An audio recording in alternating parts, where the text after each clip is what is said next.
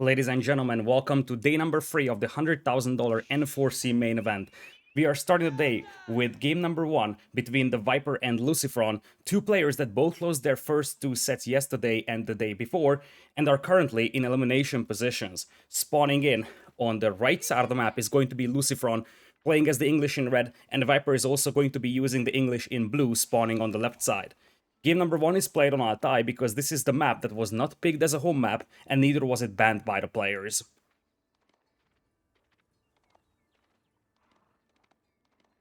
Looking at the scouting of LucifroN, looks like he's a little unlucky finding sheep right now, Viper. Not much more success either for him, so both of the players kind of a slow start to collecting sheep. And of course, Viper focusing on the central parts of the map, whereas LucifroN started moving outwards.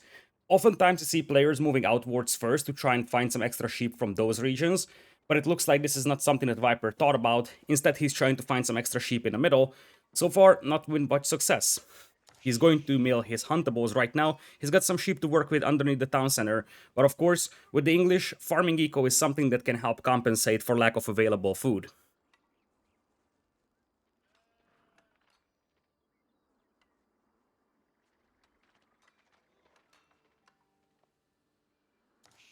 Looking at the base of LucifroN over here, he does have a gold mine to the north of his town center, so if you look at his resource distribution, we can spot a couple of things straight away. Starting with the fact is that his gold mine is quite exposed over here, and the bigger problem is that there are no backup gold mines. One of the backups is over here, the other backup is over here, but there's absolutely no gold mines in this region.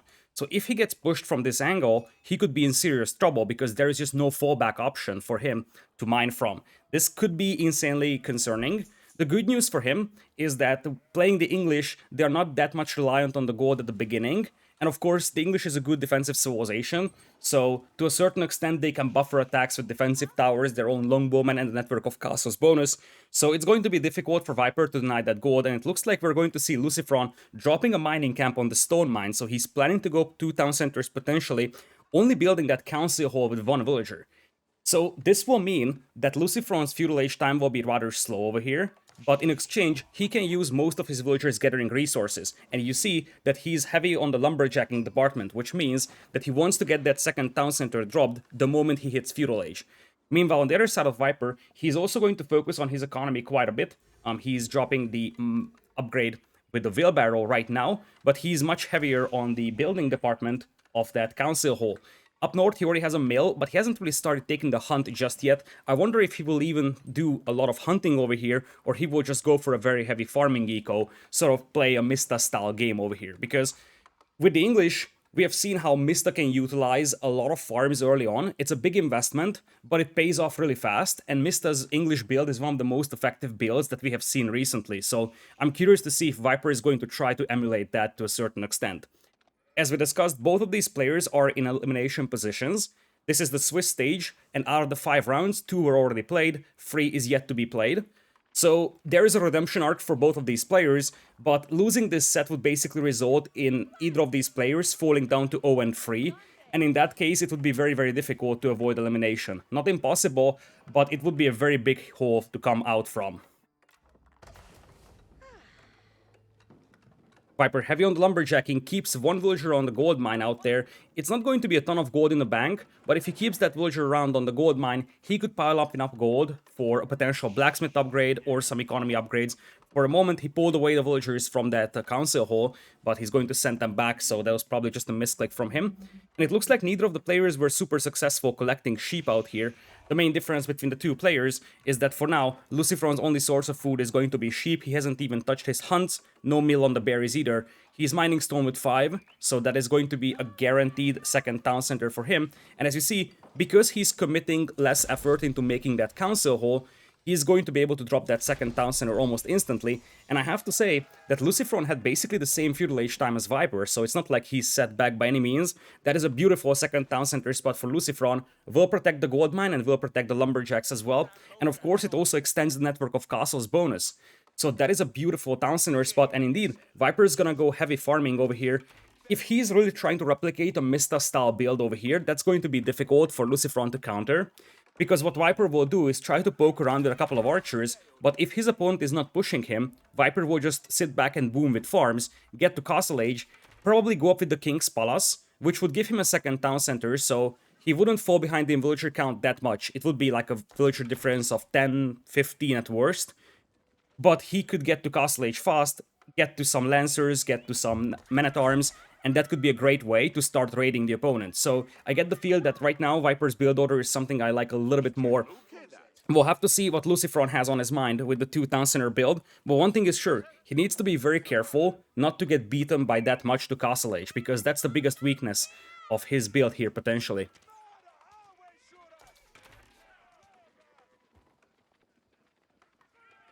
The Viper crawling up with the longbows right now, he's got 5. LucifroN has enough longbows back at home to defend, however, and of course, he's got the network of castles bonus, so he should have no trouble repelling this attack over here. He's heavy on the lumberjacking, which is a sign that he could also start adding farms, but he is going to lose that scout potentially. Indeed, the scout goes down. That's going to be a pain to deal with for LucifroN, because now he's pretty much going to be blind. He's going to have no scouting information. Longbows will trade away here. Viper tried to pull back the weak longbowman, but ultimately ends up losing it. And LucifroN is also trying to take down that scout from Viper, but he was unsuccessful doing that right now.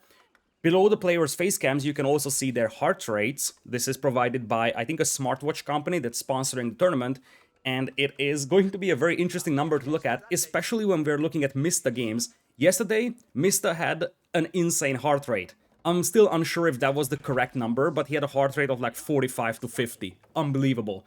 You see that right now, it's in the mid-70s for both players, but as the pressure starts to grow, you're going to see that increase as well.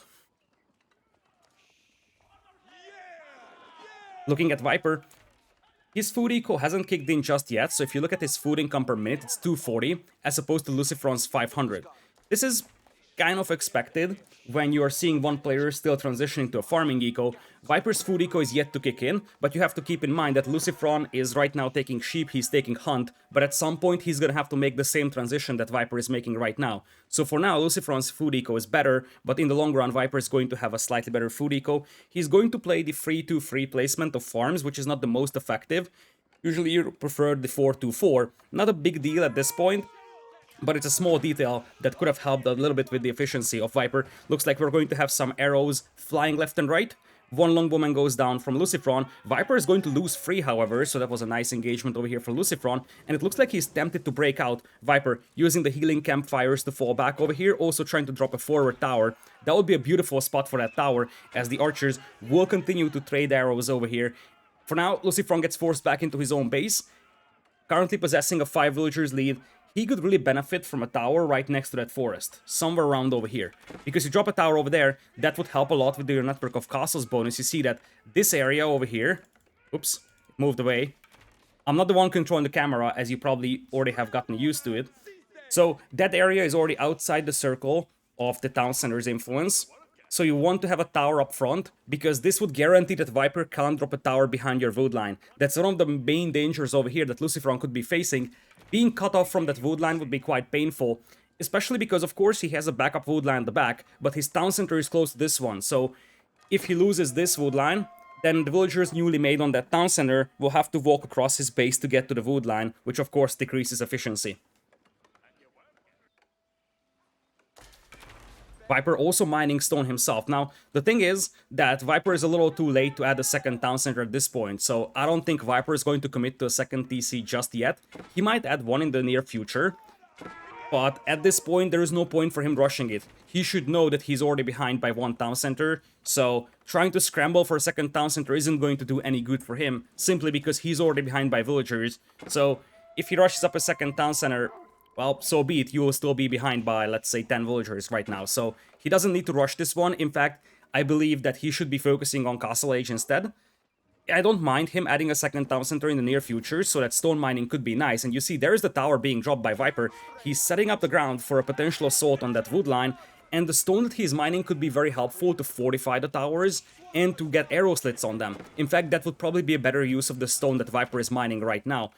For now, Viper is using the healing circles, same thing for LucifroN, back and forth micro by both players. Currently, LucifroN has the network of castles, Viper does not. Viper already has the attack upgrade on the archers. This is an upgrade that LucifroN is yet to finish. He just finished that upgrade for himself. So once again, even Steven are the archers, but of course it's a little easier for LucifroN to reinforce the battlefield over here. For now, he's going to play defensive, Viper continuously adding more archers, and you see, Viper is no longer mining stone, and he is grabbing the arrow slits. So for a moment, it seemed like he's going to just be stuck at 300 and make a second TC at some point with it. But now that he's grabbing the arrow slits upgrade, to me it seems like he's not going to add a third town center, or a second town center, excuse me, anytime soon.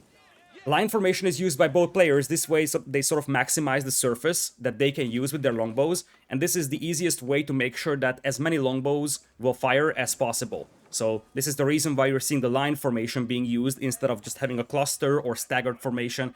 Simply, this is the way that you can maximize your damage output from your longbows. LucifroN currently transitioning to the farming eco as we speak. Viper still only 500 food per minute, which is a little surprising given the fact that he's been farming with the English for a long time, but now he's very close to pushing those villagers on the wood line, and LucifroN will have to be careful. Currently 16 villagers advantage, however, for LucifroN. Viper's got 8 farms working, I think, but Viper is getting closer and closer to LucifroN's base. Now, one thing that LucifroN could consider over here for defense is potentially adding a stable, because especially already having the defensive upgrade on the pierce armor of the archers, and of course all other units, even just 3 or 4 horsemen would be great to absorb the damage. Now, of course, Viper could also think about adding horsemen here, but LucifroN has a much stronger economy right now, so LucifroN can afford that much easier, and there it is. Inside the base of LucifroN, for a brief moment, you could see some horsemen being added. That's the right thing to do here for LucifroN. He's got the economy advantage, so he can afford those horsemen a little easier, and that could give him a very nice edge over Viper over here. Looks like LucifroN is just now adding some more farms over here. Viper, for now, garrisoning that tower over here. Viper calling off his forces, and now LucifroN could be in a somewhat troublesome spot, because Viper is now thinking about Castle Age. Viper's going to lose that scout over there to the longbows. That's a little painful, because now he also will not have any vision on the base of the opponent.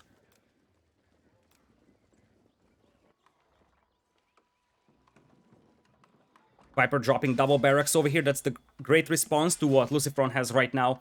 He wants to get to Castle Age, and he wants to get some men-at-arms going, because he knows very well that LucifroN's army is basically full longbows, and he also knows that it would be difficult for LucifroN to respond to Castle Age men-at-arms with just Feudal Age units. And because LucifroN is switching into horsemen, LucifroN is still very far away from Castle Age. Now, one thing that Viper has to be careful about is that he's yet to start building his Castle Age landmark, and he's nowhere close to adding men-at-arms. So if LucifroN launches a counterattack right now, that could be dangerous to Viper. I love the Viper adding those fortifications on the towers. That's going to be very difficult to take down now for LucifroN, and there is the King's Palace being dropped by Viper. He's going to be able to maintain that villager difference between the two players, because now he's going to have a second town center himself with the King's Palace. LucifroN added a second scout here, but he's going to lose it to the town center fire. English town center firing 2 arrows is actually very painful here for LucifroN. That's the reason why he lost that scout. Viper's town center took down the scout from him, and LucifroN is right now transitioning to the farming eco, but that's going to result in his food income per minute dropping temporarily, simply because right now he's building those farms, and those farms are yet to kick in, whereas until now he was using the deer. So for now his food eco is going to be a little weaker, but the thing is that it's not going to be a very long period, so in the next 1 or 2 minutes that food eco is going to start kicking in, and LucifroN is getting close to Castle Age as well. Now seeing Viper in Castle, he's going to push out of his base. He sees the defensive tower over there. Viper falling back to the second tower. Horsemen now charging onto Viper's archers. Only a few horsemen on the battlefield, however, and LucifroN will think twice before charging this one. He sees the second tower out here. He doesn't want to fight against Viper's longbows that do have the network of castles effect. Trying to take down the first tower over here. LucifroN wants to go to Castle himself, and he's not far away. He's going to trade arrows with the longbows of Viper over here. Upgrades are still identical for both players, so no Castle Age upgrades in for Viper just yet. Tower is set on fire, and now LucifroN is going to call off his forces. Viper has veteran longbows now, so this is not a fight that you can take anymore for LucifroN. He needs to get to Castle Age, and if he's playing this one smart, he should start thinking about knights, because the appropriate reaction for Viper to a mass longbow army is probably men-at-arms with the English. And if LucifroN knows that, he should react with the Lancers or the Knights, because the Knights will be able to take down the men-at-arms quite effectively. Viper will yoink a couple of villagers from that wood line. That's a little extra value for those longbows out there. Currently, LucifroN has a quite significant villager lead, however. That's 27 if my math is correct on that. Viper won't hesitate. He's dropping that tower once again. He just wants to have that foothold in front of the opponent's base. He wants to be able to keep up the pressure on the opponent's eco. But here's the deal. If you look at LucifroN's food eco up north, that's a juggernaut. So many farms working for him already. And if LucifroN is able to weather this assault over here, Viper is going to be in a tough spot. Viper now looping around towards those farmers, however, and that is a wide open food eco, and this could be a disaster for LucifroN. Losing all that farming eco would mean that he isn't able to get any knights on the battlefield, and indeed Viper is getting closer and closer. Castle Age in for LucifroN. He's going to have veteran longbows being researched right now. Viper already going for defense upgrade, so is LucifroN. And it's all about holding off those longbows a little longer, because you need to buy yourself some time to get some knights going. The knights are coming, and even just 2 or 3 knights will be great to soak up the arrow fire over here. Of course, Viper trying to burn down as many farms as he can. Gotta love the move with the horsemen trying to intercept reinforcements. Their target should be the new longbows coming in, but they also see the men-at-arms on the way. Viper with the second defense upgrade already finished. Second defense upgrade still on the way for LucifroN, but now Viper sees that there are some veteran longbows coming out from LucifroN. LucifroN has gotten his upgrades, and now with knights coming in, this is gonna be a difficult fight for Viper to take. Those knights will be able to tank up so much arrow fire, especially if the defense upgrade finishes. And that's exactly what LucifroN is thinking about. He's trying to push out of his base. Keep in mind that food eco is the heart and soul of his economy right now. And if you look at his food income per minute, this is the problem. It's only 300 per minute. Viper is putting up so much pressure on that food eco that it's very difficult for LucifroN to replenish his army and add new forces. Now that Viper is retreating, LucifroN is going to be able to reclaim his food eco, and now LucifroN is going to be in a great spot. Because if you look at the unit composition, Longbowmen and Knights is very dangerous to the English, whereas for Viper, he's got men-at-arms, he's got longbows, something that could be countered quite nicely by mangonels, or just longbows plus knights. Viper's heart rate up to 104, he's trying to continue this pressure over here, burns down the battering ram, and now he's trying to open up from the southern part of the map. Longbow numbers are still in the favor of Viper, however, in general, army numbers are heavily in the favor of Viper. It is 45 to 30. LucifroN, however, if he can just sort of buffer up this attack for a brief moment, hold off the enemy for a short amount of time, he's gonna be able to capitalize on that eco. Looks like he tried to drop the farming eco at the front, and it looks like he's running out of space a tiny bit. Not exactly sure why he's not dropping any kind of farming eco at the back over here. Maybe he's afraid of raids from Viper coming from this direction, but I do believe that this would be the safest spot for him to drop that farming eco. Simply, that would be very difficult for Viper to raid. Anyways, gotta love the way that he's sending over some knights, because Viper's mobility is very limited with those longbows, which means that a couple of knights being sent over will be able to do a ton of damage. Viper doesn't have a ton of spears, and indeed the knights are coming in, and this is a great counterattack by LucifroN. He's getting some beautiful hits on Viper's food eco now, and Viper's gonna have to react to this one, and even just 3 knights over here will be able to do a ton of damage. Not necessarily in terms of killing, but in terms of idling Viper's villagers. And also, this is going to be a distraction to Viper, so he's gonna have to be careful. Keep in mind that Viper doesn't know if LucifroN has mangonels or anything, so Viper will have to continuously pay attention to his longbows and men-at-arms, and he also has to clean this one up. So this is a great distraction for LucifroN, and this distraction is going to allow him to potentially strike at that army with mangonels if he has any, or just give himself a little bit of a breathing room. Now Viper will try to hit that farming eco once again. LucifroN seems to be unprepared for this one. Remember, he doesn't have a ton of vision, so this could come as a nasty surprise. Viper down to 57 villagers, however, LucifroN at 93. And despite the fact that LucifroN has a ton of idle time on his eco, it is still way more effective than Viper's one. Villagers being snuck out to the north by LucifroN to try and get some gold income going from that big gold mine out there. And this is not something that Viper has noticed, although he's got a monk coming around, and I wonder if he will try to convert those villagers out there. Longbows and men-at-arms now burning down the farms. LucifroN assembling a large army of longbows right here, but I don't see anything else. I don't see more knights coming in. He's trickling in the knights to Viper's base. I think he needs to take a decisive fight right now. 1 or 2 mangonels would be immensely helpful over here, but you still need something against the men-at-arms, and that's the concern here for LucifroN. He's going to take this fight over here. Men-at-arms will charge in, however, and I don't see any counter to those men-at-arms. Viper at 64 army, LucifroN at 43. If LucifroN can somehow hold this off, he's going to be perfectly fine, and he's likely going to win this game. But can he hold this attack off? That's the main question, because quite a lot of his eco is now under pressure from those men-at-arms. It looks like he's just going to try and mirror the army composition of Viper. He has the better eco, so in theory, identical armies will win the game for him. But of course, you also have to consider the fact that he's heavily outnumbered right now, so by the time he adds his own men-at-arms, this could be a little too late. He's adding the barracks right now, and Viper has seen those barracks. Here come the men-at-arms from both sides, and once again, LucifroN is forced to retreat. He's just simply outnumbered over here, and he has no response to those men-at-arms. Now, of course, he has the network of castles helping him. He's got the town center fire helping him. It looks like he's committed to take this fight. He's trying to focus down the longbowmen. And now with the network of castles bonus affecting his units, he's going to start cleaning up the forces of Viper. Still quite a lot of men-at-arms in for both parties. But of course, it is much easier for LucifroN to reinforce his army over here. Town centers will clean up that counterattack on the south. And Viper's army is disappearing. His numbers are plummeting. He's down to 45. And his opponent still at 38.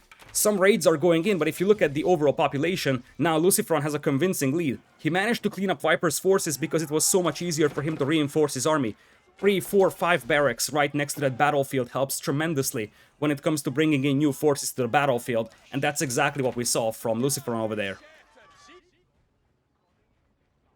Viper, realizing that there is trouble coming his way, he's going to drop a forward castle, which will act as a sort of a buffer to slow down the counterattack of LucifroN, but now LucifroN is in a great position. The longbows of Viper, they have limited line of sight, so they won't be aware of those gold miners up north. That would be a great strike from Viper if he could intercept those gold miners, but I'm not exactly sure if that's going to be a thing.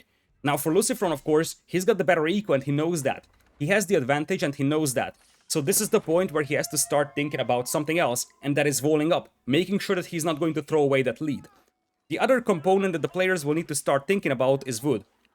This map is notoriously low on wood, and if you see, LucifroN already depleted the forest at the back, and he has half consumed the forest at the front. And the English have a very wood-heavy unit composition with the longbows, so they're consuming a ton, which means that the map will run low on wood very fast. So you want to start transitioning into a unit composition that does not require any kind of wood income. Talking about men-at-arms, talking about knights, that's probably your unit comp over here. Battering ram will start poking away at that tower out there. Viper's longbow is still inactive on the north. I think they're waiting for villagers to go north towards that gold mine. Viper doesn't know that the villagers are already there. If Viper knew that those villagers are out there, he would just strike at them. But I think he was waiting for new villagers to arrive. He's like, okay, my opponent has to take that gold at some point, I'll just wait for him there. But he didn't expect his opponent to be out there already. Viper is doing a great job collecting the relics. He's up to 3 already. And the battering rams now pushing the first tower over here. A trebuchet would be immensely helpful as a Vololo attempt comes in from Viper. This is going to be ineffective, but it saves the prelate. The monk will be able to retreat because, of course, the men-at-arms had to call off the attack on that monk. And I think that monk is going to get away. So he didn't get the conversion, but it's going to be enough to push away the enemies long enough for that monk to be saved.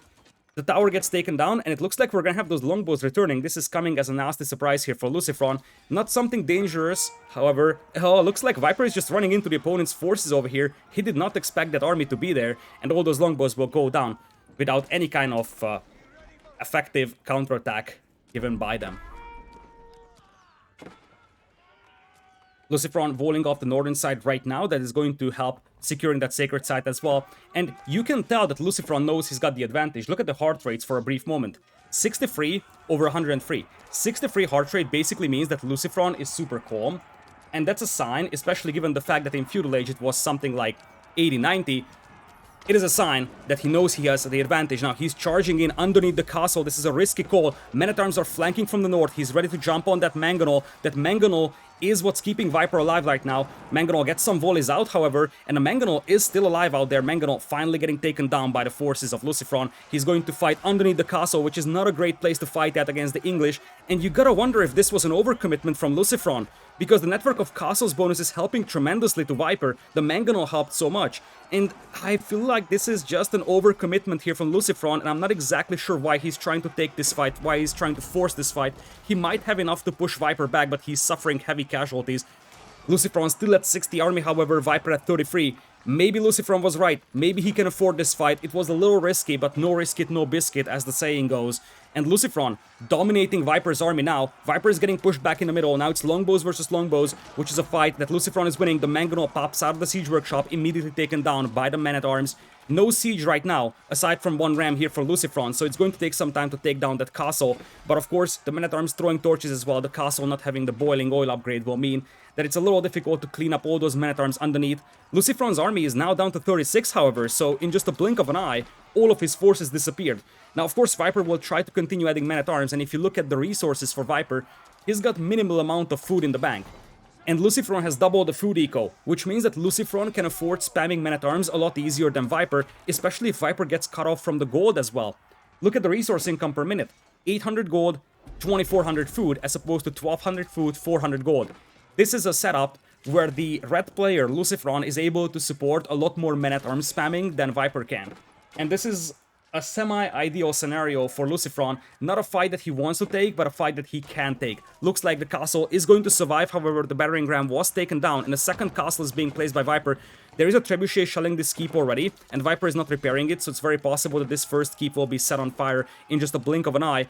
And now you're gonna have the men-at-arms charging in on those villagers, making the second castle. The first castle is now on fire. Villagers will be sent to garrison the castle, but that just means that the second castle attempt is going to fail. Battering ram knocks on the castle. Trebuchet shells the castle as well. Viper is now committing to the repairs, but with the longbows picking off the villagers and the ram poking away at that castle, this castle will go down, Viper's villagers will go down, and most importantly, Viper's foothold will disappear from the battlefield.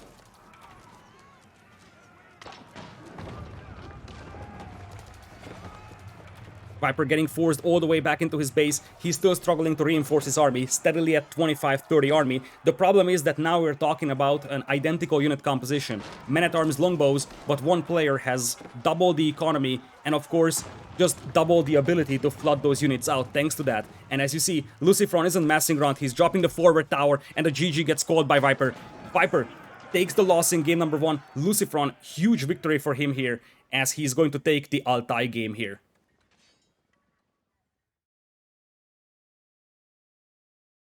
Altai falling into the hands of LucifroN over here. He's going to win the English Mirror, and this is a juggernaut victory for him for multiple reasons.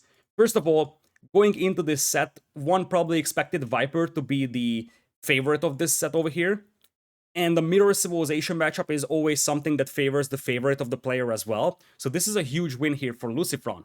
Now, looking at the drafts of the players here for a brief moment, you do have Viper picking Dry Arabia and Lipany as well for himself. So two very open maps.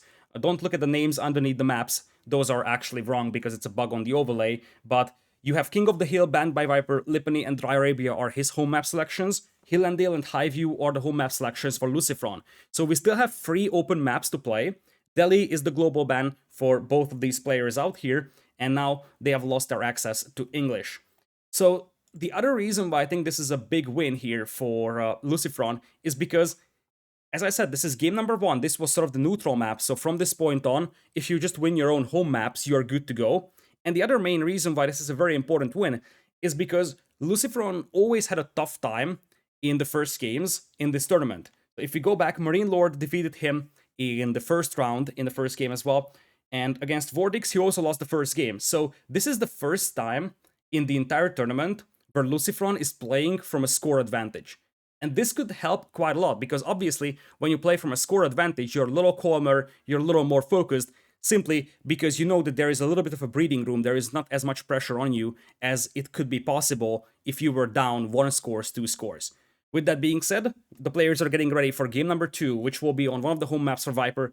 Knowing Viper, I wouldn't be surprised to see Arabia, and given the fact that we have Mongols available, given the fact that we have Abbasids, French available, this could be French mirrors, this could be Mongol mirrors, this could be French versus Mongols. It's going to come down to how you distribute your civilizations between the 3 open maps, Arabia, Lipany, and Highview. Because you're going to have to be careful about that. I would think it's going to be Mongols, Abbasids, and French used on those 3 maps. The question is, what's the order, and what will be the matchups between these 2 players?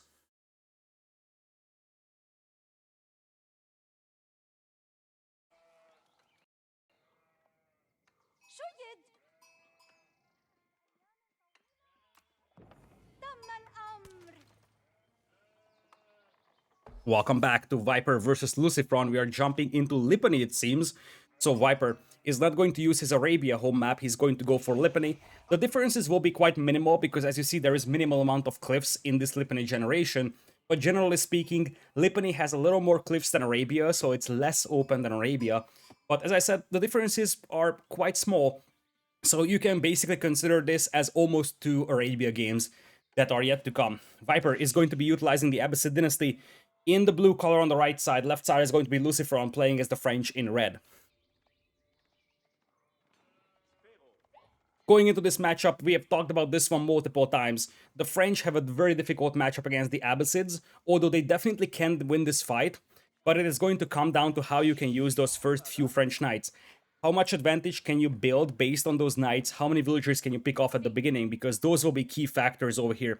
Now, LucifroN is quite successful finding sheep over here, which is definitely helpful for him. He's operating with 2 scouts. You can see the other red dot moving north on the minimap.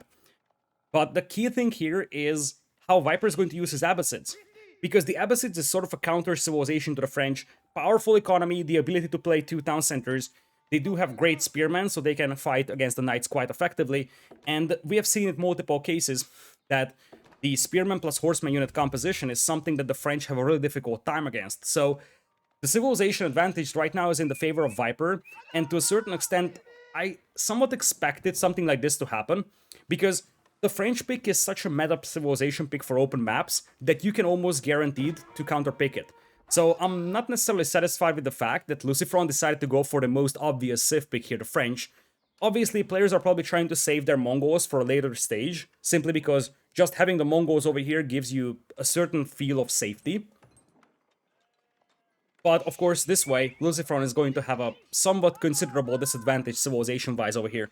He's harassing those gold miners with 1 scout right now, and I think he's going to bring in his 2nd scout to do the same thing here as well, which is a clever thing to do. Of course, you're trying to deny that gold as long as possible, because the Abbasids need to gather some gold at the beginning. They want to get the fresh foodstuffs upgrade.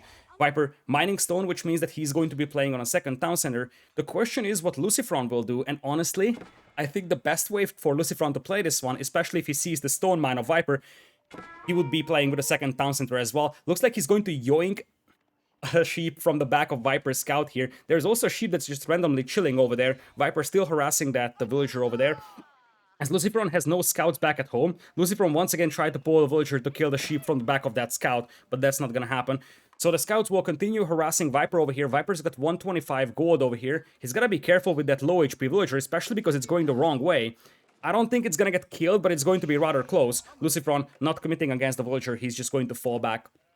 So I wonder if LucifroN saw the stone mining, because he was scouting the map with one of his scouts, and the other one was harassing gold miners. So you gotta wonder if he actually saw the stone mine. I would think that he's expecting Viper to play multiple town centers over here.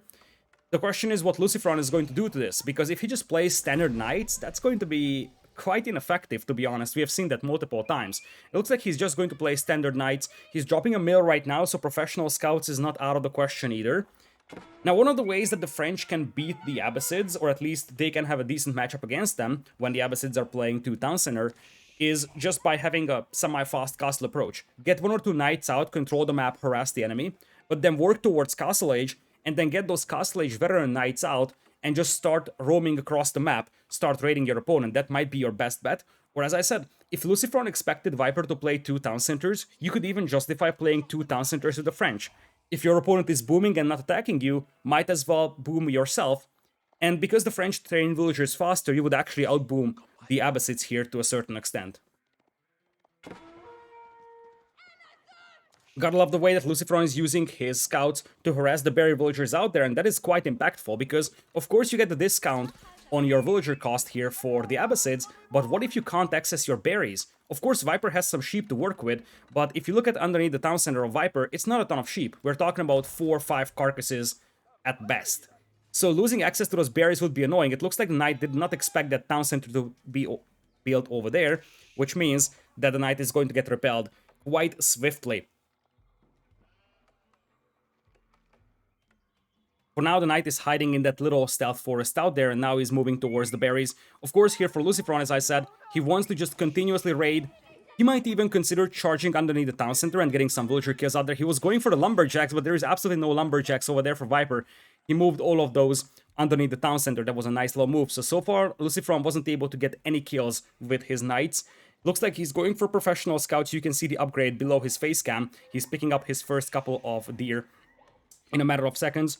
The main concern for Viper could be food, because if those knights continuously harass that berry patch, it's going to be very difficult for Viper to get access to food. You see the hunt is also on the right side. There's a backup hunt to the north of Viper's base right here, so that would be accessible if he can sneak some villagers out here. The game plan for Viper probably for now is just to keep adding villagers, and at some point he's going to drop a barracks to fight those knights. Indeed, there's already the barracks. For that, LucifroN could respond with an archer range, and now that he sees that barracks thanks to that knight, he should drop his archer range, because the problem now for LucifroN is that the moment Viper gets some spearmen out, those knights won't be able to deny those berries anymore. The town centers will protect the lumberjacks the Spearmen will protect the Berry Villagers, so those Knights won't be able to accomplish anything. LucifroN, however, going for the fast castle over here, and I love that. What is that? What is that face cam out there? Bit of an overlay bug, apparently. LucifroN's head was replaced with a zoom-in of the map. Well, it is what it is. So, I love the move of LucifroN. This is one of the things that you can do against the Abbasids if you are playing with the French. You can just go for the fast castle here. Now, one of the things that you have to consider, however, here is that oftentimes the French will respond to the spearman play of the Abbasids by going men-at-arms. And this is not something that I like. Oh, look at that. Ooh. Oh, there we go. LucifroN is back. LucifroN is back. So, we're back on track. So, the thing is that when you go for the men-at-arms play, the problem is that the men-at-arms take a lot of time to get to the enemy base, and by the time you get there, the opponent, the Abbasid player, is likely going to get to Castle Age. That's how the timings line up. You basically have about a minute and a half window for the French to do damage after they reach Castle Age. So if you go for men-at-arms over here, the thing that you have problems with is that by the time you get to the opponent's base, the opponent is going to have crossbows, and we have seen that in multiple cases. And it looks like we are going to have men-at-arms coming here for LucifroN. He picked off one villager on the berries, which is great. But as I said, I would personally prefer him just going Mass Knights. Because as you see, Viper isn't committing that much to the spears right now, and Knights and Archers in Castle Age would probably be a little more devastating than men-at-arms here. This sounds a little weird, I know, because, you know, the men-at-arms are a counter to the spearmen. The problem that LucifroN will be facing, as I said, is that by the time the men-at-arms get there, Viper is going to have crossbows, and we have seen that happen in multiple cases. LucifroN gets another villager kill, but he's going to lose both of his knights over here, and it looks like he's also going to lose the scout carrying the carcasses. He did not drop off the carcass, which means that the spearman will be able to take down the scout. The carcass will be ferried in no matter what, and Viper now gets a villager kill on those berries. That's a very easy villager pickup over there. Castle Age is in, and now that is sort of an alarm for Viper that he needs to start working towards Castle himself. Look at the resources of Viper, however. This is what I was referring to. By the time LucifroN's men-at-arms will arrive to Viper's base, Viper's gonna be up to Castle Age. He just pressed the button, he's going up with the Culture Wing, so now he has to wait 105 seconds, 145 game time, for him to get to Castle, and he needs to start preemptively going for Archer ranges, because the thing is that when you're beaten to Castle Age like this one, there is two things that your opponent can do. Men-at-arms or Knights. They want to go for the Castle Age armored units, so you can almost be guaranteed to see either of those. And that means that if you go for crossbows preemptively, you're almost guaranteed to have a counter unit for those. Now, of course, you could be saying, hey, if LucifroN went for Knights right now, he would still be countered by the crossbows. And the answer is yes, but he would have the mobility advantage. Now he doesn't have the mobility advantage, and he won't have the unit composition advantage either. The first men-at-arms might be able to do a tiny bit of damage here, but with defensive towers, defensive town centers, it's going to be a minimal amount of damage, and you see Viper only has to wait about 45 more seconds, and he's going to have the crossbows appearing on the battlefield. Men-at-arms harassing the Bear villagers once again. Viper currently possesses only a 9 villagers lead, so not a spectacular villager lead for a 2 town center build. Of course, it's a little more difficult to get that villager lead against the French, because the French have the faster training villagers. Men-at-arms trying to find some value on the stone mine, but they will fail to do so.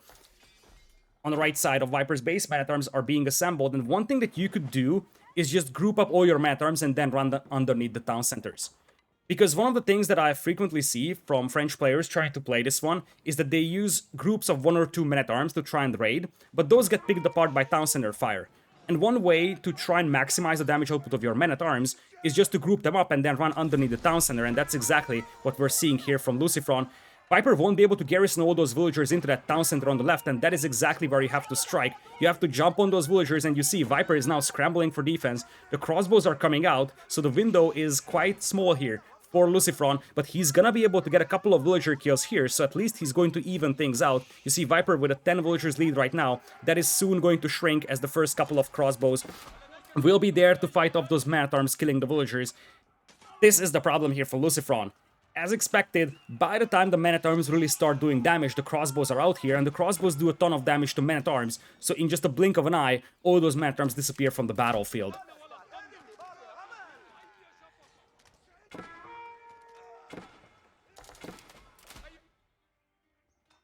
Men-at-arms is still the name of the game over here for LucifroN.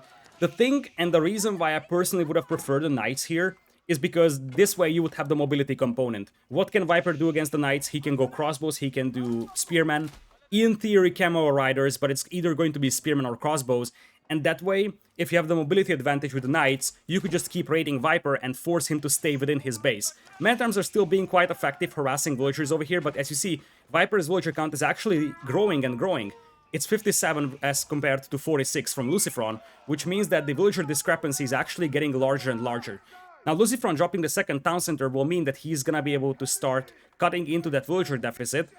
And if he starts mining stone even more, because I think he sent a couple more villagers to stone once again, he could start thinking about a castle, and a castle would be great to just boost knight production on stables. Looks like he's still ferrying in carcasses all the way from up north, so he's trying to yoink some hunt from Viper's side. Men-at-Arms have all been cleaned up thanks to the crossbows, and now, what can you do against all those crossbows? Horseman is your best bet, really. But the problem here is that now Viper is going to have the spearmen and the crossbows together, and if you just go for horsemen, you won't be able to raid that effectively. Horsemen will be decent for raiding, but not spectacular. Still, not the end of the world here for LucifroN. He's gonna be able to recover from this one. He's currently behind by 13 villagers. Viper, for now, adding more crossbows, but only one barracks for Viper, so his weakness indeed could be horsemen, because he has a minimal amount of spears available on the map. It looks like the man-at-arms will soak up the arrow fire, but the scouts actually get away. LucifroN used those man-at-arms as a distraction, and he was able to get the scouts out. It's actually quite impactful, because this way, LucifroN can keep ferrying in deer, and this is going to make his food eco sustainable, at least for a certain amount of time. At some point, he's gonna have to start transitioning to farms, however, but of course he's trying to delay that as long as possible. Viper loses the scout in the middle. That's going to be a little annoying for him, because now he has no line of sight in the central parts of the map. And now, it's all about using that mobility advantage for LucifroN. That's what he has to build his strategy upon.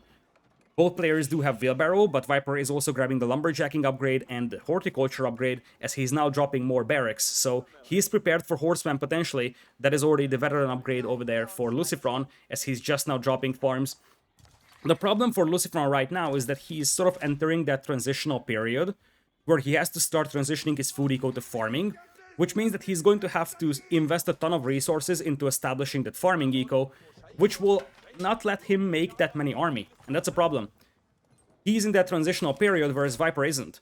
When Viper runs out of berries, of course, Viper will have to transition to farms as well, but there are still so many berries across the map, and currently, Viper's got enough map presence to be able to secure these berries, potentially even these berries over here.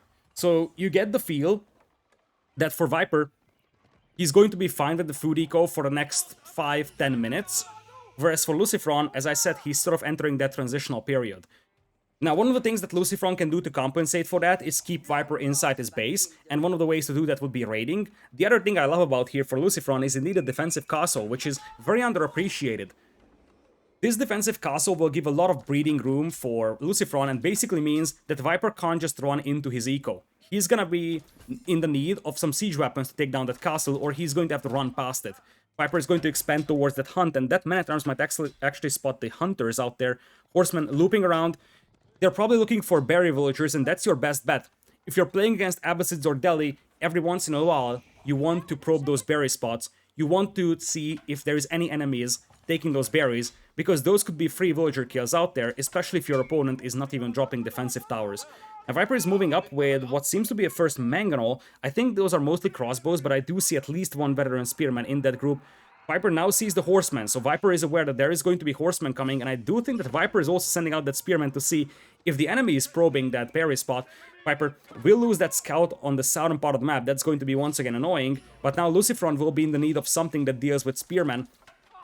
For now, LucifroN's only component, or only thing that can deal with the spears, is going to be mobility, and you gotta love that. He's yoinking the hunt from Viper's mill.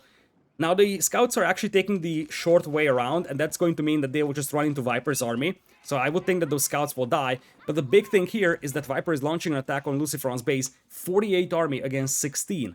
And this is going to be very difficult to stop right now for LucifroN, simply because he doesn't have the numbers. He's trying to get some kills on those crossbowmen, lower their numbers as much as possible, because this will open up the possibilities for the men-at-arms. But the only thing that Viper could fall to right now, I believe, would be mass spearmen from LucifroN. Because the thing is that at this point, the men-at-arms won't do much against the crossbows. The cavalry won't do much against the crossbows and the spearmen. Siege won't really work here for LucifroN simply because Viper's gonna be able to reinforce the battlefield with more siege quite easily using the Abbasids. And you see now Viper is flooding infantry all across the map. LucifroN needed to raid a little earlier because now Viper is the aggressor in this one.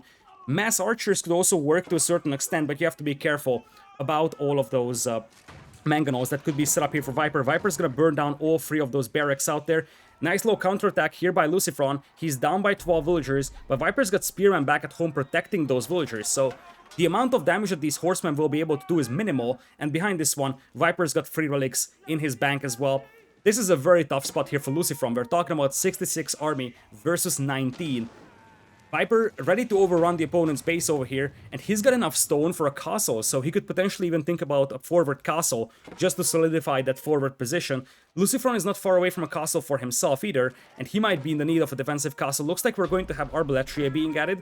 He also researched the Gambeson's unique upgrade, which means that their melee armor is going to be great, but the Arbaletria won't fare that well against the opponent's spearmen anyways, especially if those are supported by some mangonels. It looks like now this town center is exposed.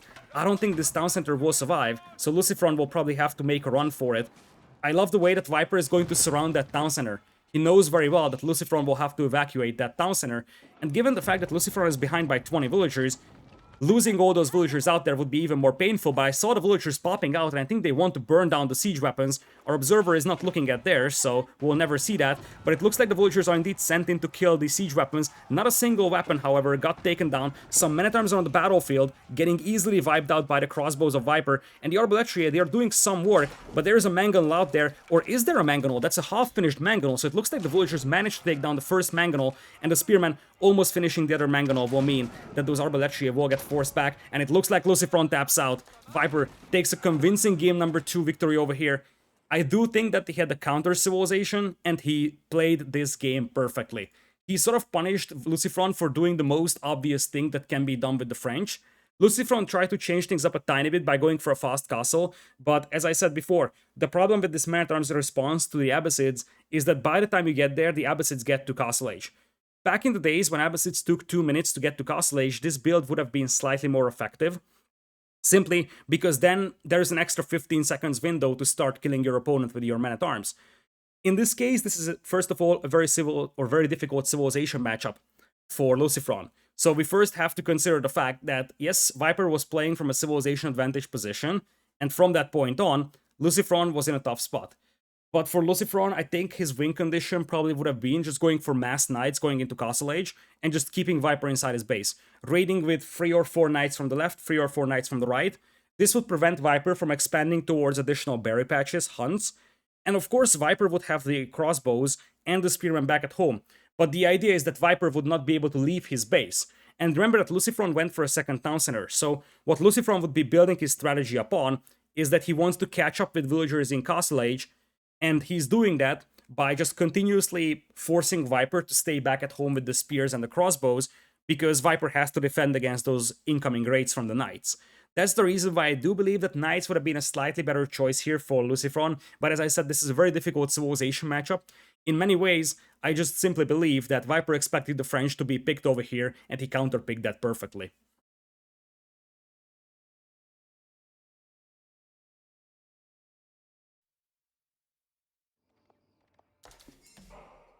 Welcome back to Viper versus LucifroN. We are going into the first home map of LucifroN, which is going to be Hill and Dale. Spawning in on the right side is going to be the Viper, playing as the Holy Roman Empire in blue. And it is going to be the HRE as well for LucifroN in red, so we are looking into another mirror matchup here. But based on the confidence level of Viper in the previous game, you once again gotta wonder who a mirror matchup is going to favor. So, the first thing that you have to look at in an HRE mirror is that this is a very punishing mirror setup, because whoever loses the Relic War is going to be in a very difficult spot. The other thing to assess here when we're looking at these civilizations is that in many ways, the Delhi is a counterpick to the HRE when you go for this map. So we have seen players trying to pick Delhi more and more on this map to try and counterpick the HRE. Now, in this particular set, both players banned the Delhi, so the reason why we're not seeing Delhi on this map is because the civilizations are simply banned. And without the Delhi, indeed your best bet is the Holy Roman Empire on this map. Some people try to mess around with stuff like Chinese, some people try to mess around with stuff like French potentially, but French is so good on open maps that you just don't want to sacrifice it for Hill and Dale, and what you end up with is basically being forced to a certain extent to go for the HRE. Now, looking at the base of Viper over here up north, he's going to have a prelate boosting his gold miners and sheep villagers as well. You could see for a brief moment that he positioned his sheep around this area, so to the northern side of his town center.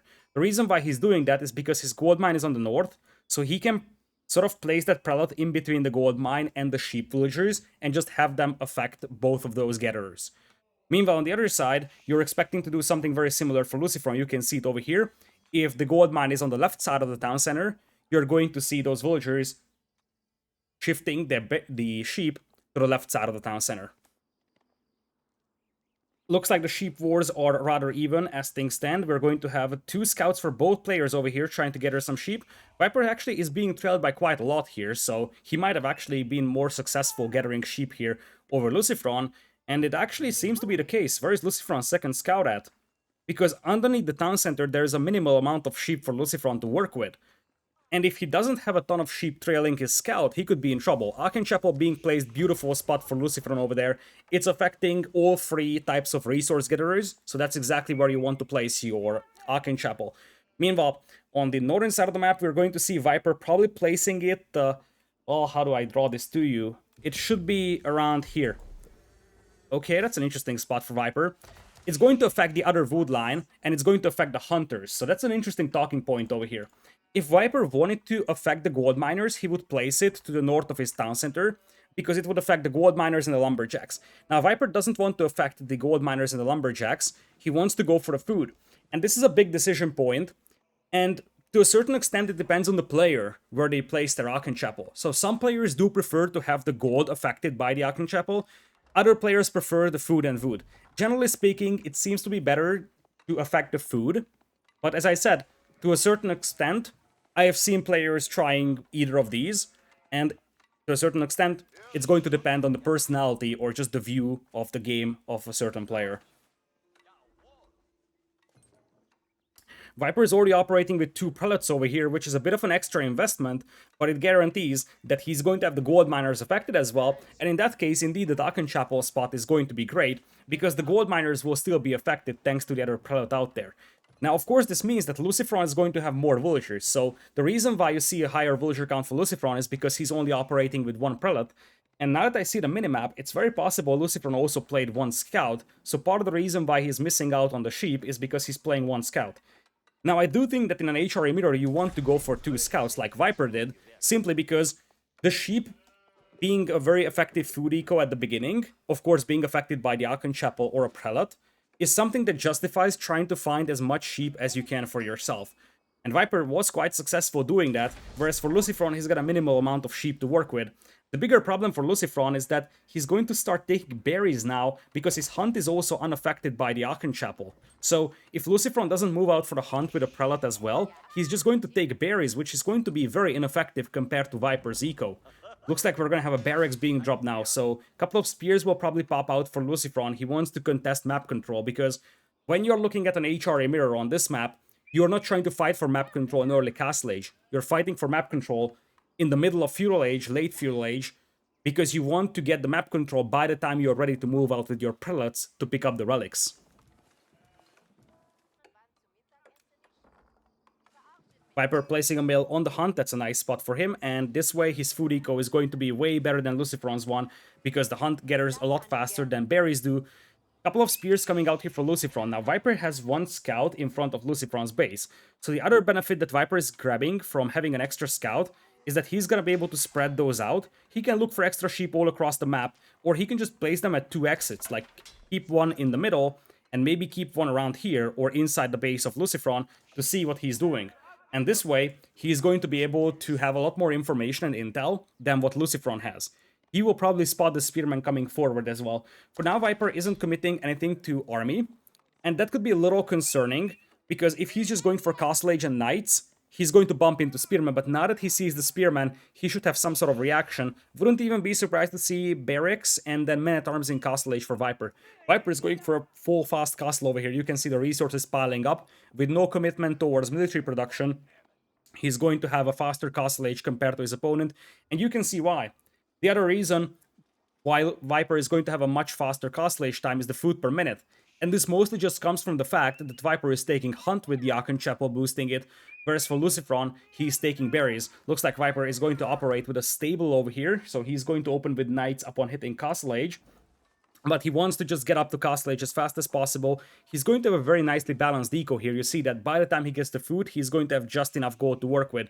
LucifroN is sending forward a couple of spearmen over here, however, and if Viper doesn't have anything other than cavalry out there, this could be a little troublesome because the gold miners could be harassed, and indeed that's exactly what LucifroN could be thinking about. Ragnitz Cathedral on the way, but if LucifroN starts adding a couple more spearmen, then this could be problematic for the first couple of knights to fight, and you could potentially cut off Viper from gold. Of course, in the long run, the HRE will focus on gathering gold, or well, just obtaining gold from the Ragnitz Cathedral and relics, but at the beginning you need that gold to make your knights. So this could be dangerous for Viper, and indeed, the villagers will have to abandon that gold mine for the time being. We'll run back to the town center, but no villager gets taken down. LucifroN could burn down the mining camp and or the house.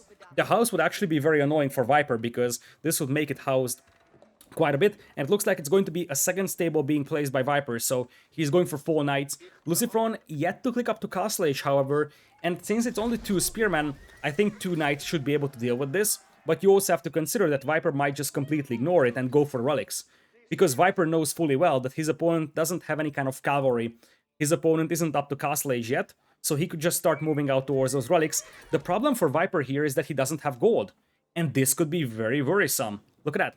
Viper with no gold means that he's going Horseman, and if he's going Horseman, it's going to be much easier for those spears to repel those. The Knights would take a reasonable engagement against Feudal Age Spearmen. Horsemen, not so much. And as you see, this Horseman is going to have a difficult time fighting as the Spear. I think Viper is sending out the Prelate to kill the Horseman, but I don't think it's fast enough. The healing pace of that Prelate is not fast enough to compensate for the damage output of that Spearman. LucifroN on the way to Castle Age as well, as we are seeing players running out for the relics, but as things stand, it looks like LucifroN might actually be able to capitalize on the fact that Viper doesn't have a ton of gold. First knight now coming out here for Viper. This is going to be fought by 2 spearmen, 3rd spearman coming out as well. Viper is going to have the healing ability over here, but 3 spearmen is a little too much for that knight to handle. Viper will try to pull away that knight once it's low HP. He took down 2 spearmen. The 3rd spearman might be able to take this knight down, however. Indeed, Viper is going to pull off the low HP knight. Very nice micro over there from our blue player. Behind this one, LucifroN is up to Castle Age as well, so he's ready to pick up the relics as well. You just need 3 relics. You don't need more than that. Well, you will be happy if you can take more than 3, but at this point, if LucifroN is able to secure 3 relics for himself, he's going to be more than happy. He's going to be guaranteed with 2. He's bringing back 2 from close to his base. Volo attempt coming in here from Viper, discouraging those spears from ever attacking. And the second Volo attempt could be there as well with the other monk. Is it going to be popped? Viper not popping the Volo over here, but the big thing is that monk on the left side of the screen. For a brief moment, you could see that monk from LucifroN looping around. This monk over here, this guy. This guy is the MVP because he's carrying the 3rd relic for LucifroN. And right now, Viper has no forces that can stop it. Viper is going to have 2 relics over here, but LucifroN will yoink the 3rd one. And given the fact that he was beaten to Castle Age, this is quite an accomplishment. I don't think that Viper expected this much trouble to come from the fact that he got cut off from gold. In fact, I didn't expect this much trouble to come from it either. Spearman will now harass Viper's villagers on the berries over here, but the big thing here for LucifroN is being able to secure that 3rd relic, and there's a chance that those spears could actually take down that Prelate. That Prelate was quite low HP. Now LucifroN is rolling up. He knows fully well that he's playing from an advantageous position from this point on, so it's all about not dying to Viper. That 3rd Prelate is not dropping off the relic for whatever reason, but at this point, it's all about those relic numbers. Now, keep in mind that this is not a gigantic difference. It's quite substantial, but it's not impossible for Viper to turn this around. So 300 gold per minute is nice, but it's not a disaster for Viper that he's down 1 relic. Obviously, LucifroN has the advantage, but the question is how he's going to utilize that advantage. Because now you are entering the next phase of the game, which could be just fast Imperial into the Pass of Swabia. And it looks like Viper is doing that. Viper is banking up resources for the Pass of Swabia, although he's dropping a barracks as well. Viper basically can do 2 things. A, strike at LucifroN's base if LucifroN wants to go for fast aim. There's a villager going down to the spears over here. Nice little raid here from LucifroN. So Viper can do 2 things. He can either just mass army and Think about the fact that LucifroN is potentially going for a fast imp, go full knights and men-at-arms, and overrun LucifroN before LucifroN can capitalize on the Imperial Age.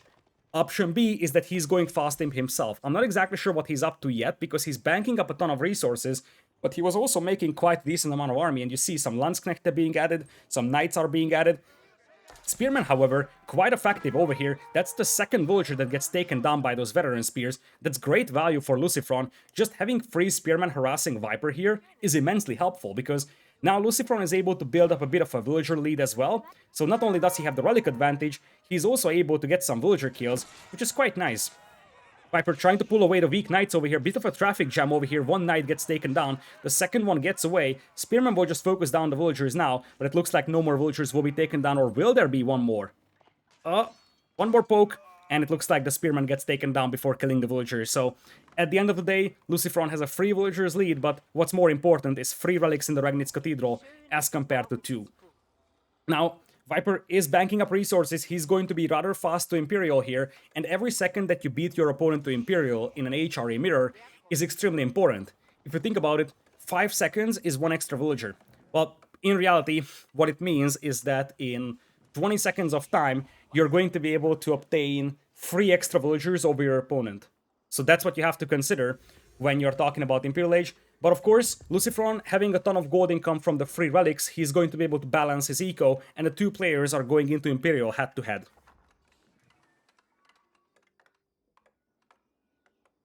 For now, Viper still has his scouts all across the map, so he's going to have some vision. And you see, one of the things that Viper has over LucifroN is that Viper has a fairly considerable army here. It is some knights, some Landsknechte, nothing huge, but it is at least some sort of military presence, whereas for LucifroN, all you could see is a couple of spears. So you gotta wonder what exactly LucifroN is planning over here. There is still a spearman harassing those villagers. The big thing here for that spearman is that he sees the Palace of Swabia. So this gives a confirmation for LucifroN that Viper is also going into Imperial. It's the information value in that spearman, not the damage output, that was very valuable for LucifroN.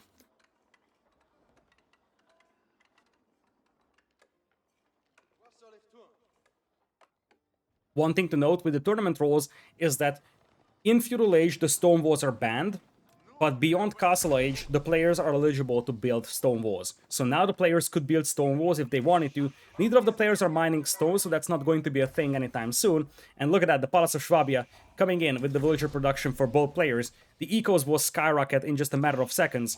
Now, the good news for Viper is that the longer the game goes, the less significant that relic is going to be. That might sound weird at first glance, but if you think about it, 300 gold per minute extra for your opponent is way more important when the players have 25 or 30 villagers as compared to the players having 120. So, of course, once the map runs out of gold entirely, Viper will be in trouble because his opponent is going to have a much more reliable and consistent gold income from the Regnitz Cathedral. But as long as there is mineable gold accessible for both players, and both players are operating at like 100-115 villagers, I don't think it's going to be a big deal for Viper that his opponent has a slightly better gold income from the Regnitz Cathedral. Spearmen are coming forward for LucifroN, and that's going to be a great response to the Knights. But one thing that Viper is doing is adding mass Landsknechte. Now, those units are super weak when it comes to HP, but devastating with their melee attacks. It's one of the very few units in the Age of Empires 4 which can do area damage. And the best way to counter them is just to go for area damage units like the Mangonel. Looks like Viper tried to cut off the retreat path of those spears, but that did not work out well. The Knights got killed. Those are elite spearmen already, and the Knights are still Castle Age Knights, so this is a fight that LucifroN could potentially take down the Knights, but he has to be careful with the Landsknechte. They do area damage, and they are just best when it comes to slaughtering low HP infantry, and look at that. They swing their Zweihandlers, and they will just start massacring all those spears. Area damage works best for the Landsknechte against large amounts of low HP units or light infantry. For example, the Spearmen. Now, how can you do well against those Landsknechte? That's the question next for LucifroN. And the answer is that you can do a couple of things. Heavy infantry works to a certain extent, so men-at-arms could be a response, but it's a little risky because if your units are clustered up, the Landsknechte will still do well against them. Your best bet is likely going to be either archers, because they pick off the infantry, the light infantry, the Landsknechte very easily, or mass Mangonels. And this is the problem, or the most difficult composition for Viper to deal with. Mangonel's Spearman could be tough for him to deal with, simply because Landsknechte would die very easily to Mangonel's, and the Spearman would get rid of the cavalry. Now, one thing that you have to respect, however, is that the HRE have Quoverins, so they have a rather easy time taking down Mangonels. So, if LucifroN wants to play this unit composition, he also needs to maintain his superiority when it comes to Quoverin numbers. He always needs to have more Quoverins than Viper, and he needs to make sure he doesn't lose those, because those will be his only tools that will take down Viper's Quoverins, preventing Viper from killing those Mangonels. Looks like the walls are being broken through here on the right side. A gate was attempted here by LucifroN. He's sending over a couple of spears, and now Viper is starting to cap the sacred sites. Viper is realizing that, okay, LucifroN is sitting inside his base, so what can I do? I can just start capturing sacred sites, force him outside, and keep in mind, those sacred sites also give 100 gold per minute per sacred site, which means that Viper can also cut into that deficit that he currently has because of having less relics in the Ragnitz Cathedral.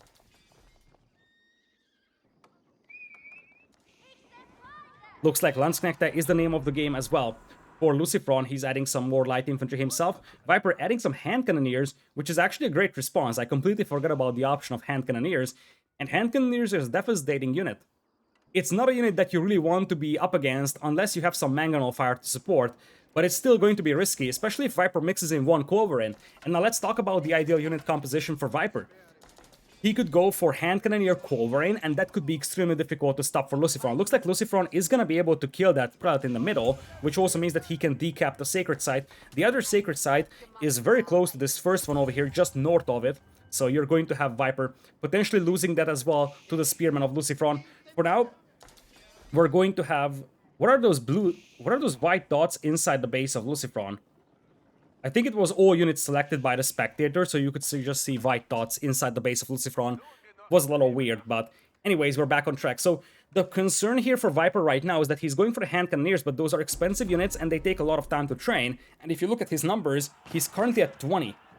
Whereas on the other side, LucifroN's at 52. And remember that 300 gold per minute is still kicking in big. Because as Viper was committing most of his resources to building up his eco, LucifroN was doing the same thing, but LucifroN had a lot more gold to work with because of the Ragnitz Cathedral. So now LucifroN is able to leverage that and turn that into some extra army, and that's exactly what you're seeing on the battlefield. LucifroN seems to be quite well set up to take a fight over here.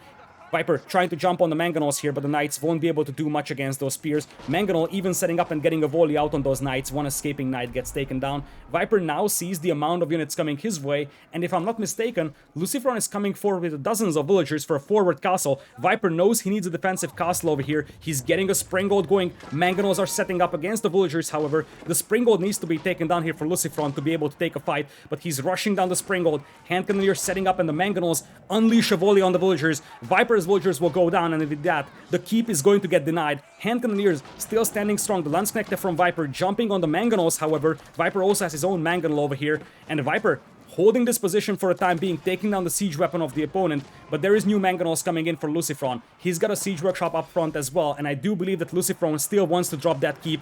Indeed, here it goes. LucifroN setting up his own Mangonel here, trying to open up against those hand cannoneers. Viper's numbers are still much lower compared to his opponent's one, but Viper is also getting in some Mangonels, and he's got some high value units, the hand cannoneers. Viper still reinforcing the battlefield over here, but he's struggling with gold, whereas on the other side, LucifroN is struggling to a certain extent with food. Both of the players having issues with resource income, but it is LucifroN who gets the castle up in the middle, and that's going to be a great forward position to hold, and you see the first Quoverins hit the field.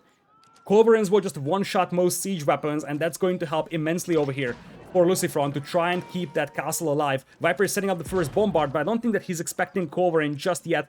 Quoverin crawling closer and closer. Viper is going to have to call off his forces for the time being.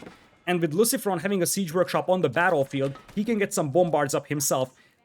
60 army for LucifroN, 24 for Viper. Viper is constantly outnumbered over here, and he's adding farming eco, which means that he just invested a tons of resources into adding farming, and he's yet to see the return value of that. The Quoverin is going to open up against the Bombard. Bombard gets taken down by the Quoverin. Quoverin is called back, and there is repair villagers as well to keep it alive. LucifroN is very close to be able to drop a second castle, and that will be right next to those production buildings. The buildings already being burned down over here. Viper is going to have to mass his forces, take one decisive engagement. He's switching to men-at-arms. He's got the maces. But for Viper, he needs the two-handed weapons here. Against light infantry, the two-handed weapons is much needed. The maces are almost insignificant. Mangonel is opening up here for LucifroN. He needs to take down those hand cannoneers, however, because those are the dangerous units of Viper. Viper's got a very high-quality army over here, and as long as there's a meat shield in front of those hand cannoneers, Viper is going to be able to hold this position with way lower numbers. Mangonel once again getting a volley out on those hand cannoneers. However, this is the first time that LucifroN is able to hit them, and suddenly those hand cannoneers are being overrun by light infantry. Hand cannoneers work fine against infantry, but one of their weaknesses is getting overrun by mass amounts of light infantry over here, and Viper taps out. He calls the GG. LucifroN with that forward position, the key fight being won, and just having the superior numbers when he needed it the most. That's what swings the battle in his favor, and LucifroN takes game number 3 over here on his own home map. Key victory over here in an HRE Mirror, and so far Viper is 0-2 in mirrors. LucifroN won the English Mirror, now wins the HRE Mirror as well. Great play from both players, and the key thing, as I said, LucifroN being able to deny that gold at the beginning meant that he had a bit more map presence going into Castle Age. He was able to turn that into one extra relic, and that one extra relic helped immensely for him to set up a slightly larger army at the beginning. And that was the key thing. Viper was ready to build up his army.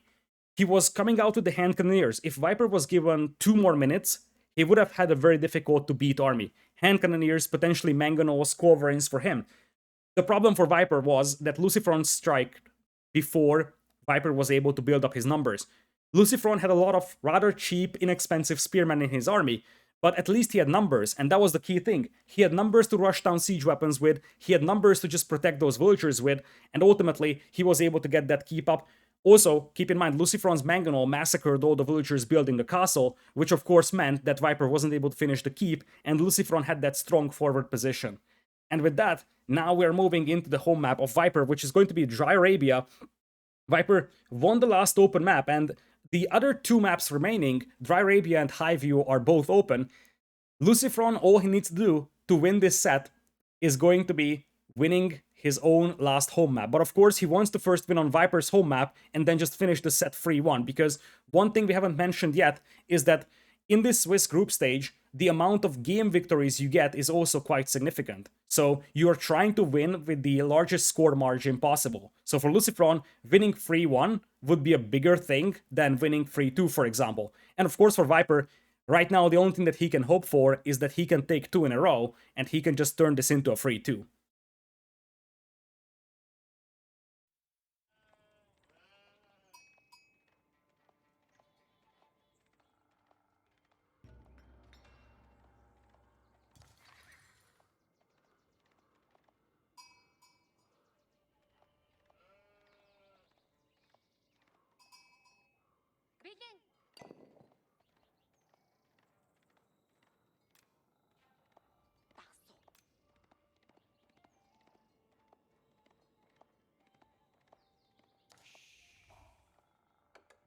Ladies and gentlemen, welcome to game number 4 on Dry Arabia. This is going to be the second home map of the Viper versus LucifroN. It is match point in the favor of LucifroN, not something that many people would have potentially expected over here, and it is a mirror matchup once again. Mongols versus Mongols, the highest win rate civilization in the game in the hands of both players. LucifroN is handling the Mongols in the red color on the left side of the map, and on the right side you're going to have the Viper playing as the Mongols as well in blue. So far, Viper is 0-2 with the mirrors. In game number 1, LucifroN won an English mirror. Game number 3, LucifroN won an HRE mirror. So you gotta wonder if Viper is able to take a win here in a mirror civilization matchup, or we're going to see LucifroN taking him down in a 3-1 fashion. Viper needs a win right now, and it looks like Viper has added an extra scout, so he's once again going to have the sheep advantage. Meanwhile, as you see, LucifroN is going to have the Ovu close to that town center over here. He's going to have a pasture already set up, which means that he's going to have a decent amount of sheep coming in from that pasture. Meanwhile, we're going to take a look at Viper's base because he's got something close to that Ovu. If you look at the minimap, that's the Ovu, and underneath it there's a little dot. So I do assume it could even be a production building, or it could also be a pasture for Viper. Not exactly sure why we're looking at cons right now. For the con of our red player LucifroN, he's going to spot the Ovu of the enemy right now, and it is just a pasture for Viper. You could see that for a brief moment. So for the time being, the build orders are very similar. Viper is down 1 villager, however, because he added an extra scout. Now, As much as I sort of liked the extra scout being added in the previous game for Viper to collect extra sheep, I think it's way less significant here. If you just think about it, you're already building pastures to get yourself some sheep. But of course, by adding an extra scout, you're basically saying, okay, I'm going to sacrifice one villager for that extra scout, and I'm not exactly sure if that's worth it at this point. Looks like we're going to have double spearman coming in here from LucifroN. He wants to go for Dark Age aggression, which is a little risky over here, but it could work against Viper, because as you see, Viper's Ovu is very far from the town center, and the gold mine is also very far. Imagine what LucifroN could do with a tower on that Ovu and the gold mine. That would be an absolute disaster for Viper. Now the question is, will Viper spot those spears? If Viper spots those spears, he's going to have a window to make a defensive tower on his gold, and with that also protect the Ovu. If he doesn't spot the spears, it could be game over. I'm trying not to call games early, of course, but this is a very dangerous scenario for Viper. 4 spearmen hitting that Ovu will mean that he would lose 2 pastures, or at least he would have to call those back to the town center, which means that he would lose the Ovu boost on them. But what's more important is that he would lose access to that gold mine, and he would potentially have his Ovu burned down as well. Now, Viper is going to spot the barracks, and this is extremely important over here. He sees the spearmen coming forward. He knows exactly what's coming. Now, looking at Viper, however, he's at 56 wood, which means that he can't drop a tower right now. He can't drop a barracks. He knows what's coming, but he cannot react to it just yet. And this could be worrisome. Scout, for the time being, trying to poke away at that con. First couple of spearmen now coming in. LucifroN's got good vision on Viper's base. Viper has the gold for Feudal Age, and he's now dropping that defensive tower. That's a key tower that needs to be finished. If that tower is finished, I think Viper is fine. If it's not, he could be in very serious trouble. And I do think that the spearmen are coming in quite rapidly. This could be a disaster for Viper because the spears are in, and I don't think that tower is going up. I don't think that tower is going up. Viper is going to have to sacrifice so many villagers here. Micro is going to be key. The town center takes down one villager, and I might have overestimated the capabilities of those spears because Viper is getting that tower up. Viper knew exactly how important that tower is. He sent like 15 more villagers to build that tower, knowing that it needs to go up. Now that the tower is up, it's going to be difficult for LucifroN to do damage to that gold mine, but he finds an angle to burn down the Ovu from, which is still extremely impactful, of course. Now, if you look at LucifroN's resources, he's far away from Castle or Feudal Age, which means that, for the time being, if Viper gets the Feudal, he could get some archers out and damage LucifroN. Or is he? LucifroN is already on the way to Feudal Age. That's actually an exceptional Feudal Age timing. What exactly happened to Viper here? I'm a little puzzled about this one, because I thought that Viper, who invested absolutely no resources into making army in Dark Age, should be up to Feudal Age a little faster. This is a very cheeky build here from LucifroN. You see, he's pulling away the weak spearman because all he needs from his spears is the torch damage. Viper is trying to focus down the spears with the con, whereas for LucifroN, of course, he's trying to focus down the opponent's con over here, forcing it back. Viper also sending some villagers to repair that Ovu for the time being. He's trying to keep it alive as long as possible. Viper runs into the spearman with the con for a brief moment. He still has to be extremely careful about this one. But the spearmen are slowly getting weakened, so it's going to be more and more difficult for LucifroN to continue burning down that Ovu. Viper, of course, has to commit wood to repair that, which is a further annoyance. It's not a ton of wood that he's committing to it, but of course, the bigger deal here is that the villager is idle. There is one villager for Viper that's just forced to repair an Ovu, and that's something that LucifroN is able to utilize to just gather resources, right? So basically, that's a villager that Viper is not using to gather resources, and for LucifroN, all of his villagers are working, so that's a nice low edge as well for LucifroN, and he's up to Feudal Age.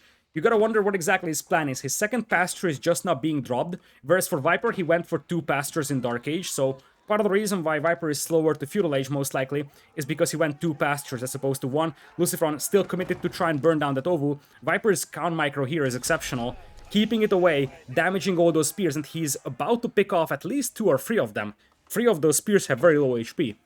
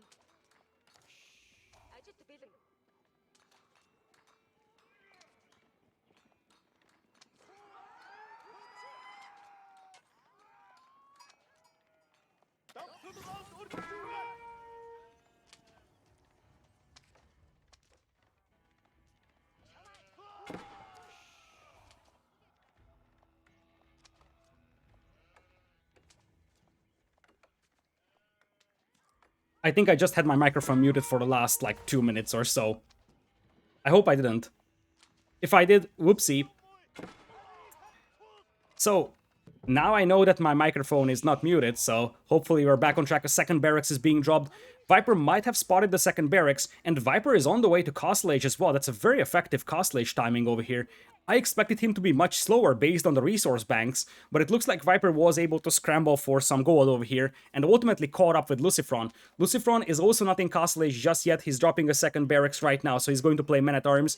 But I honestly feel like a stable here would have been slightly better for LucifroN, because if he's planning to beat Viper to Castle Age, then you want to capitalize on that advantage as much as possible, and just go for the Lancers. It's the same concept that I said in the first game. Oh no, it was the second game, the Abbasid versus French game on Arabia. In that game, it was the same concept. You beat your opponent to Castle Age. By the time the Men-at-Arms get to the opponent's base, it's going to be too late. LucifroN slightly faster to Castle Age, which means that he can use his Castle Age con to do a ton of damage to Viper's con over here. That's exactly what you're seeing. Viper is trying to escape with his own con over here, but LucifroN taking it down before Castle Age. That's a big win there for LucifroN. Viper tried to save it, but he wasn't able to. And wait a second. Oh yeah, okay, it was just the step redoubt being repositioned. For a brief moment, I thought LucifroN is building that landmark, but nope, that's already finished, and he's up to Castle Age. Viper is up to Castle, however, as well. And now the question becomes, what exactly is going to be the unit composition here for LucifroN? Looks like he's just going double Men-at-Arms. Now, if Viper is playing Lancers only, then you can consider Spearman Men-at-Arms as a reasonable composition here. But I think that Viper's unit composition is something I like a lot more. I think Archers and Knights here works quite well against what LucifroN is bringing to the table. Viper's got an Archer range, Viper's got a stable, and he's popping out the first two Lancers. And those Lancers will be great for raiding. The Men-at-Arms will also be reasonable for raiding, but of course the Lancers will just have so much more mobility, especially that when they leave the base, they will be in the influence range of the YAM network, so they'll be quite fast at the beginning. It's not going to take a lot of time for those Lancers to get to the opponent's base here. Love the move that LucifroN is using that con to harass the Lumberjacks over here. Castle Age con having a lot of damage output will mean that Viper will have to be careful with those villagers. First two Lancers moving to the north over here. If LucifroN wants to play this one with just barracks, then the way that he needs to play this is that he needs to go for some defensive spearmen. Men-at-Arms are now pushing upwards, and you see crossbows are being popped out. This is a position where LucifroN needs to start harassing those crossbows with the con, damage them as much as possible, and he saw those crossbows. As I said, Viper is going to have a clearer reaction to what the opponent is doing right now. Viper's blue knights are just about to reach the base of the opponent from the north. You can see those blue dots approaching that gold mine, close to the base of LucifroN. Now you're seeing some more crossbows pop out, and indeed the knights are arriving, and no defense back at home. Have I mentioned that Knights would be such a better choice over Men-at-Arms here for LucifroN? And at this point, Viper is capitalizing on the fact that he's got mobility. The moment he sees the spears, he will disengage. And this is exactly why I do feel like if you're trying to beat your opponent to Castle Age, oftentimes the Lancers is the better option. Viper's gonna have enough defense here, at least for the time being with the crossbows, but he also needs to be careful, because there is a Mangonel coming in, and that could change things up quite a bit. Defensive upgrade coming in right now for LucifroN. That's a ranged defense upgrade first for his infantry. And he's also dropping towers, which means that all of his army would be affected by the YAM network. That would be a very nice boost. Viper, of course, would be affected himself because he's got the Deer Stones nearby. But it's all about having those speeds equaled out. Looks like the spears are able to get some hits on that con. The most important thing, however, is that the villager survives. That was a low HP villager that was trying to build the tower, and Viper tried to pick it off with the con, but the villager will survive. Lancers, however, coming to the south over here, towers also having either Springald or Arrow Slits emplacements being placed on top of them. That's a Springald emplacement, as you see over here. That's going to do a ton of damage to those knights over there, and indeed the Springald fires. One of those Lancers already heavily damaged here. Villager trying to make another tower happen over there, right next to that forest. For the time being, Viper is, to a certain extent, stuck in his base, but at least he's stabilized. So I think we're looking into a rather even game right now. Two villagers lead for LucifroN. partly because Viper added an extra scout in Dark Age, so one of the villager advantage actually comes from there.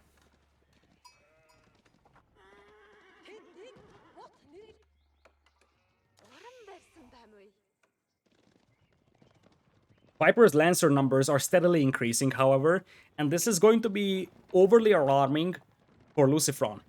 Because those Lancers are now ready to just jump underneath the town center and start killing villagers left and right. 2 defensive towers for LucifroN that can field 10 villagers inside. That should be enough to protect the gold miners. But that many Lancers might even commit against those towers. So you gotta be careful once again. Springald being built on the front line by LucifroN. Viper is probably aware of that forward position. So he's expecting this type of an attack. And looks like the villager is now crawling up. Is going to try towering that wood line if I had to predict. Gotta love the move from LucifroN to send one spearman to the berries. He's checking out if Viper's got any eco over there, although it's very unlikely with the Mongols, you will just use your sheep. Knights from Viper are now moving in, and this is gonna be a great distraction for LucifroN. He jumps into the tower with the first couple of villagers, but the other villagers aren't able to reach the tower, and that's going to be an easy 3-4 villagers pickup here for Viper. Those Lancers really using their mobility, and now that they see the villagers garrisoned into the tower, they will just disengage. Keep in mind, Mongols can't make walls, which means it's not possible for a Mongol player to just wall up back at home to limit the raiding capabilities of Viper. Viper will also pick up the Spearman on the northern side, but guess what? Now Viper has no forces to defend back at home, and it's 2 Springolds for LucifroN. Those 2 Springolds can take down the Springold of Viper, and LucifroN starts burning down buildings. Every single building burned down is going to give resources to LucifroN. So Viper can't really wait a lot over here. The stable is being burned down, and the moment you move your stable, all the armor gets removed, and as you see, the stable gets set on fire. The stable could potentially go down over here. Viper sending villagers to repair that stable. Looks like he's able to keep it alive, but the building has been set on fire, so the resources, the bounty has already been given to LucifroN. LucifroN, with a quite significant resource bank, I feel like if he starts using up those resources, he could easily devastate Viper's base here. Viper's got multiple Springolds now. 2 Springolds for each player. Third one right now being built by LucifroN. But Viper is out of resources pretty much, whereas for LucifroN, he's just swimming in resources at this point. Imagine if LucifroN added some Lancers himself.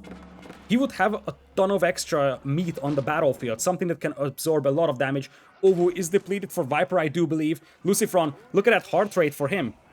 He knows very well that he's close to winning this set because his position here is very strong. Viper will try to flank around with the Knights. He will intercept a couple of men-at-arms here, but LucifroN might have spotted those Lancers, so now he knows that this is the position where he could push Viper's base because Viper doesn't have the Lancers back at home. Springolds will open up against each other. LucifroN gets the first hit in. Viper's got a tower over here, will be garrisoned by villagers, but the tower is once again getting burnt down. Springolds will trade against each other over here.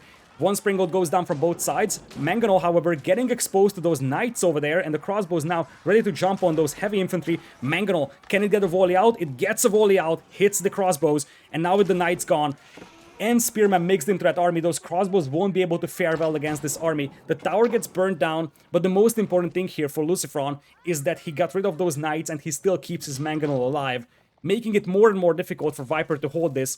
Behind this one, LucifroN is sitting at 52 villagers over 44, so Viper probably had some town center idle time as well. Second Mongol being built as we speak, and now the Mongol could set up and start killing villagers. This is the reason of the villager advantage, that sneaky tower with the Springald emplacement that has been keeping Viper away from that wood line, and Viper struggling to access wood over here.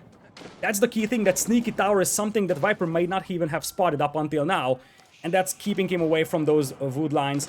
And of course, now his villagers are garrisoned inside the town center, so he can't really gather food either. Viper's eco is collapsing over here. Look at those resource incomes per minute. 200, 200 as opposed to 700, 700. LucifroN, all he needs to do is just keep up the pressure over here, and Viper could be in serious trouble. Another building gets burned down over here, and I feel like LucifroN is getting very close to just committing underneath the town center. He's still playing this one cautiously. He knows very well that one bad move could lose him the game, but he's in such a good position right now, and I feel like Viper is going to try and take a decisive fight here. Lancers ready to jump on the Mangonels. The Mangonels getting a beautiful volley on those crossbows, however. Mangonels still ready to try and strike on the crossbows. They do get a volley out. The crossbows get wiped out from the battlefield. The Knights are getting massacred. That's game. There is no way that Viper is going to be able to recover from that one. His entire army is getting wiped out. He's down to 6 military, and his opponent is still standing strong. One Mangonel still alive. New Springolds are being built, and you can see the motion of Viper's hands calling the GG here. Viper falls 0-3 in the Swiss stage of N4C. LucifroN Absolutely gigantic win over here. 3-0 in mirror setups. The only game that he lost was the French versus Abbasid matchup over here. And LucifroN, who won one game in the last 2 sets combined, he lost 3-0 to Marine Lord. He lost 3-1 to Vordix, now takes down Viper 3-1, and this way gets away from that elimination position for the time being.